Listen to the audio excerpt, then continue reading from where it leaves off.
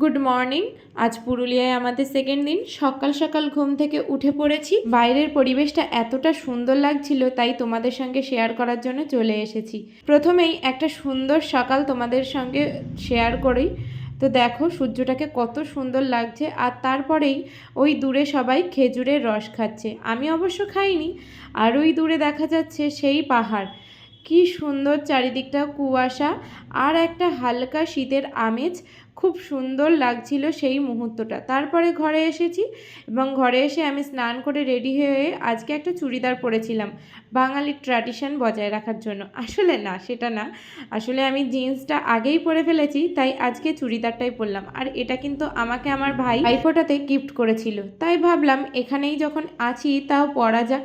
আজকে সোয়েটার আর জামার কালারটা পুরো ম্যাচ করে গেছে। রেডি হওয়ার পরে দাঁড়িয়েছিলাম, আমার কর্তামশাই এখনও রেডি হয়নি। তাই আর তোমাদের সঙ্গে বললাম না সকালে খেজুরের রস খাওয়া হয়নি, তাই সকাল সকাল আমার খুব খিদে পেয়ে গিয়েছিল। আমি তাড়াতাড়ি ব্রেকফাস্ট করে ফেলেছি। তারপরে মোটামুটি 8:30 থেকে 8:45-র মধ্যে আমাদের গাড়ি স্টার্ট হয়। আজ প্রচুর জায়গায় যাব, তাই সবাই তাড়াতাড়ি রেডি হয়ে নিয়েছে। সবাই ঘুম থেকে তাড়াতাড়ি উঠে গিয়েছিল।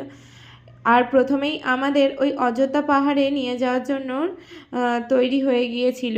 সত্যি কথা বলতে গ্রামের পরিবেশ আর এই নমনীয় সকালটা আমার না আগে কখনোই দেখা হয়নি। পাহাড়ের বুকে একটা সকাল মানে ভীষণ ব্যাপার।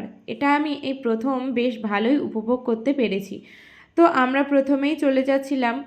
আর দেখো আমি এই প্রথম উঠছিলাম বলে আমার খুব ভয় করছিল যে পাহাড়টা কেমনভাবে এঁকে বেঁকে চলছিল, আর গাড়িগুলো এঁকে বেঁকে চলছিল, বেশ ভয় করছিল। তাই আমি কিছুটা ভিডিও করেছি আর কিছুটা না ভিডিও করতে ভয়ই পেয়ে গিয়েছি।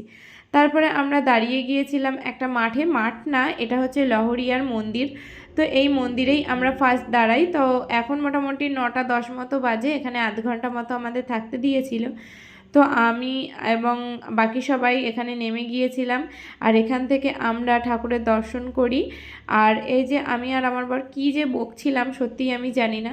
তো ওখানে প্রচুর দোকান ছিল। আর এখানে দোকান মানেই জানো তো ওই অযোধ্যা পাহাড়ের কিছু নাম লেখা কাঠের জিনিসপত্র অথবা কোনো জুয়েলারি, এছাড়া আর এখানে সেরকম কিছুই পাওয়া যায় না।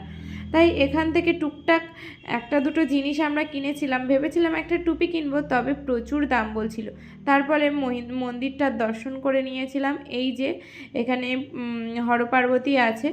তো আরও একটা ঠাকুর আছে, তো আমি সেটার নাম জানি না বলে তোমাদের সঙ্গে শেয়ার করতে পারলাম না।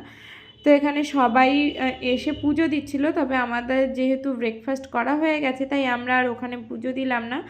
আমরা শুধু প্রণাম করেই বেরিয়ে গেলাম। আর এখানে দেখো প্রচুর জিনিসপত্র ছিল, সেগুলোই তোমাদের সঙ্গে শেয়ার করছিলাম। আর জায়গাটা না অনেকটা এরিয়া জুড়ে, অনেকটা বড়।